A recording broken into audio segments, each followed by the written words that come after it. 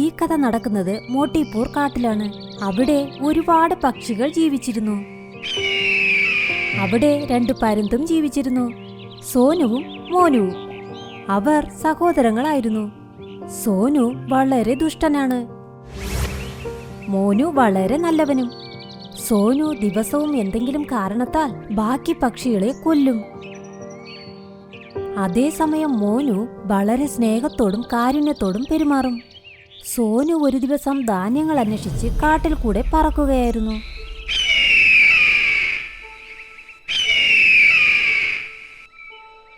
പക്ഷിയെ, എനിക്കെന്റെ ഭക്ഷണം താ, അല്ലെങ്കിൽ ഞാൻ നിന്നെ തിന്നും. ഇതെന്ത് അക്രമമാണ്? ഇത് ഞാൻ കൊണ്ടുവന്ന ഭക്ഷണമാ. നിനക്കുള്ളത് നീ കണ്ടെത്ത്, ഞാനും നിനക്കിത് തരണം. സോനുവിന് അത് പറയുന്നത് കേട്ടതും ദേഷ്യം വന്നു.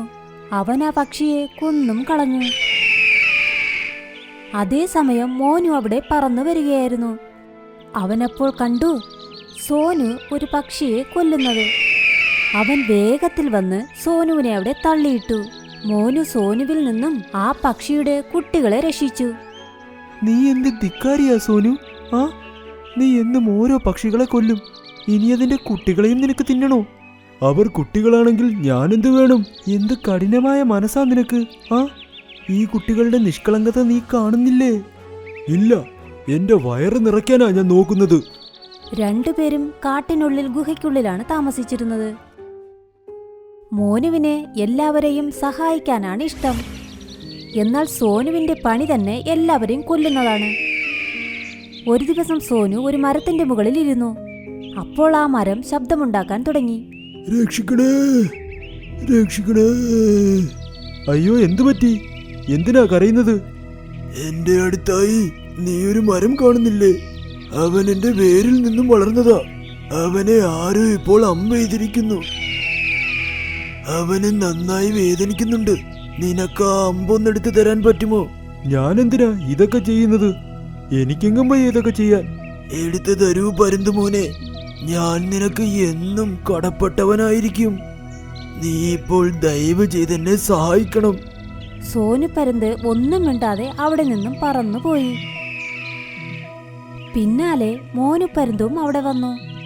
അവിടെ വന്ന് അവനും ഇരുന്നു. മരം അപ്പോഴും കരയുകയായിരുന്നു.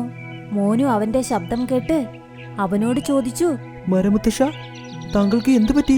താങ്കൾ എന്തിനാ കരയുന്നത്? പരുന്തുമോനെ, എന്നെ ഒന്ന് സഹായിക്കൂ. അടുത്തായി ഒരു മരം കാണുന്നില്ലേ? അവൻ എന്റെ വേരിൽ നിന്നും വളർന്നതാണ്. അവനെ ആരോ അമ്പെയ്തിരിക്കുന്നു. നിനക്കതൊന്ന് എടുക്കാമോ? മോനു പറന്നുപോയി ആ അമ്പ് പുറത്തെടുത്തു. അപ്പോൾ മരമുത്തശ്ശന് ഒരുപാട് സന്തോഷമായി. മോനു, നീ വളരെ നല്ലവനാണ്. എന്നാൽ വേറെ ആരും എന്നെ സഹായിച്ചതേയില്ല. നീ മാത്രമേ സഹായിച്ചുള്ളൂ. അതേ മരമുത്തശ്ശ, തികച്ചും. ആ രാജ്യത്തിലെ എല്ലാവർക്കും തത്തയുടെ രാജ്യത്തിൽ നിന്നാണ് ഭക്ഷണം കിട്ടിയിരുന്നത്. തത്ത എല്ലാവർക്കും തുല്യമായി ഭക്ഷണം കൊടുത്തിരുന്നു. അതുകൊണ്ട് തത്തയെ എല്ലാവരും ബഹുമാനിച്ചിരുന്നു. എന്നാൽ സോനു എപ്പോഴും തന്റെ ഭക്ഷണം കഴിച്ചിട്ട് മറ്റുള്ളവരുടെ ഭക്ഷണവും കട്ടെടുക്കും. അവനെതിരെയുള്ള പരാതിയുമായി എല്ലാ പക്ഷികളും തത്തയുടെ മുൻപിൽ എത്താൻ തുടങ്ങി. സോനു, നിന്നെക്കുറിച്ച് ഒരുപാട് പരാതികൾ കിട്ടിയിട്ടുണ്ട്. നിനക്കുള്ള ശിക്ഷ ഇതാണ്. നീ ഒരു ഗുഹയിൽ ഏകാന്തമായി കിടക്കണം. നിനക്കവിടെ ഒരു ഭക്ഷണവും കിട്ടില്ല. ഇനി ആരുടെയെങ്കിലും ഭക്ഷണം നീ കട്ടെടുത്തവരെ ബുദ്ധിമുട്ടിച്ചാൽ നിനക്ക് ഇതിനേക്കാൾ വലിയ ശിക്ഷ കിട്ടും. സോനു ഇത് കേട്ട് അങ്ങനെ തന്നെ ചെയ്തു. തത്ത രാജാവ് അവനോട് പറഞ്ഞതുപോലെ. അവൻ വെളിയിലേക്ക് വന്നതേയില്ല. സോനുവിന് ഒരുപാട് വിശക്കാൻ തുടങ്ങി. അവൻ പതുക്കെ വേട്ടയാടാനായി വെളിയിലേക്ക് പറന്നുപോയി. എന്നാൽ തത്ത രാജാവ് ഇത് അറിയാൻ പാടില്ല. അവനൊരു തത്തയെ കൊന്ന് അതിനെ അവന്റെ ഭക്ഷണമാക്കി. തത്ത രാജാവ് ഇപ്പോൾ ഈ കാര്യം അറിഞ്ഞു. സോനു ഒരു പക്ഷിയെ കൊന്ന് അതിനെ അവൻ തിന്നിരിക്കുന്നു. തത്ത രാജാവ് സോനുവിനെ അപ്പോൾ തന്നെ വിളിപ്പിച്ചു. സോനു, നിന്റെ ശിക്ഷ ഇതാണ്. നീ എത്ര പേരുടെ ജീവൻ എടുത്തിട്ടുണ്ട്? ഇന്ന് ഞാൻ നിന്നെ ബലി നൽകാൻ പോകുന്നു. തത്തരാജാവേ, എന്നോട് ക്ഷമിക്കൂ. ഞാനിനി ഇങ്ങനെ ചെയ്യില്ല. എനിക്ക് മാപ്പ് തരൂ. ഇല്ല, നിനക്ക് ഒരുപാട് സമയം തന്നു കഴിഞ്ഞു. ഒരുപാട് താക്കീതും. എന്നാൽ നീ കേട്ടില്ല.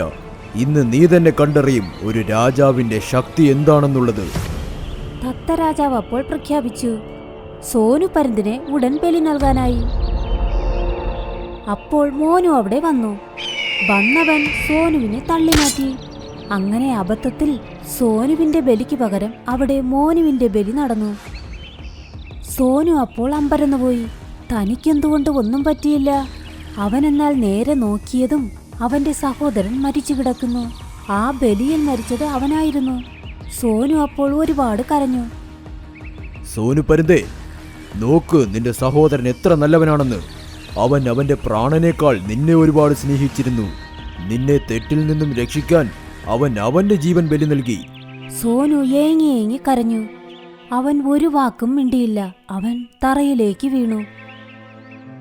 തിരിച്ച് തന്റെ ഗുഹയ്ക്കുള്ളിൽ പോയി ജീവിക്കാനും തുടങ്ങി. സോനുവിനപ്പോൾ തന്റെ സഹോദരന്റെ ഓർമ്മകൾ വന്നു. അവരെങ്ങനെയാണ് ഒരുമിച്ച് പറന്നത്, എങ്ങനെയാണ് കളിച്ചതെന്നൊക്കെ. അതിനുശേഷം സോനു ഒരു പക്ഷികളുടെയും ജീവൻ എടുത്തതേയില്ല. പകരം അവരെ സഹായിച്ചു. അവൻ വളരെ നല്ലവനുമായി. മോനു പരുന്തിന്റെ ബലിക്ക് ശേഷം സോനു പരുന്തിന് മനസ്സിലായി, നിരപരാധികൾ പെട്ടെന്ന് മരിക്കുന്നു. എന്തു ദുഃഖകരമാണിത്. അവൻ തന്റെ കുടുംബത്തിലെ അംഗമായിരുന്നു, ഒപ്പം തനിക്ക് പ്രിയപ്പെട്ടവനും.